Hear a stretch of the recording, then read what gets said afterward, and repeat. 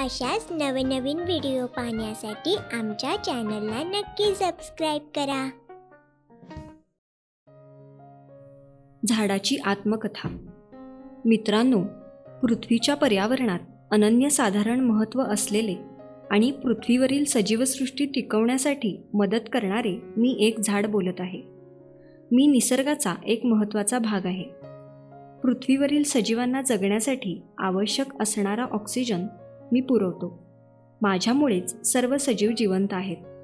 मी लोकांना ऑक्सिजन पुरवतो आणि कार्बन डायऑक्साईड स्वतः सेवन करतो. म्हणून पृथ्वीवरील निसर्गचक्र सुरळीत चालण्यासाठी माझी मदत होते. पृथ्वीवरील सजीवांची अन्नाची गरज माझ्यामुळेच पूर्ण होते. माणूस, प्राणी, पक्षी, कीटक इत्यादी माझी फळे, पाने खाऊन स्वतःचे पोट भरतात. सजीवांना जगण्यासाठी आवश्यक असणारा दुसरा महत्त्वाचा घटक म्हणजे पाणी. पाण्याची गरज पावसामुळे पूर्ण होते. पृथ्वीवर पर्जन्य निर्मितीसाठी माझे योगदान आहे. उन्हाळ्यातील कडक उन्हात माझी सावली सर्वांना सुखावते. उन्हाळ्यात उन्हापासून आणि पावसाळ्यातील पावसापासून संरक्षणासाठी माणूस, प्राणी, पक्षी माझा आसरा घेतात. पक्षी निवाऱ्यासाठी माझ्या फांद्यांवर घरटी बांधतात. पक्षी निवाऱ्यासाठी जेव्हा माझा आसरा घेतात तेव्हा मला खूप समाधान वाटते. माझी फळे खाऊन जेव्हा लोक माझ्या गोड फळांचे कौतुक करतात तेव्हा मला खूप आनंद होतो. माझी मुळे जमिनीवरील माती घट्ट पकडून ठेवतात. माझ्यामुळे जमिनीची धूप कमी होते. माझ्यामुळे निसर्गाचे संरक्षण होण्यास मदत होते. आयुर्वेदात मला खूप महत्त्व आहे.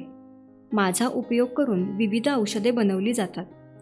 आयुर्वेदिक औषधांमुळे लोकांचे आरोग्य सुधारण्यास मदत होते. आम्ही झाडे मानवाला फळे, फुले, लाकूड अशा गोष्टी पुरवतो. जन्माला आल्यापासून निस्वार्थपणे आम्ही सर्वांना मदत करतो. आजच्या आधुनिक काळात स्वतःची गरज पूर्ण होण्यासाठी माणूस आमची तोड करत आहे. गरज असेल तेव्हा माणूस आम्हाला वापरतो आणि नंतर आमचीच तोड करतो.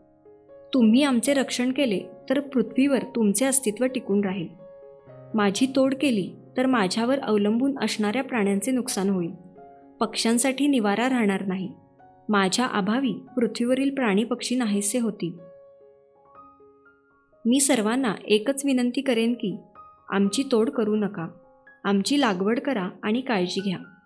झाडे लावा, झाडे जगवा या सरकारी योजनेत सहभागी व्हा. पर्यावरणात आमची संख्या वाढवा. आजपर्यंत आम्ही तुम्हाला भरभरून देत आलो आहोत आणि पुढेही देईन. तुम्ही आमचे अस्तित्व टिकवून ठेवा आणि या निसर्गसृष्टीचे रक्षण करा.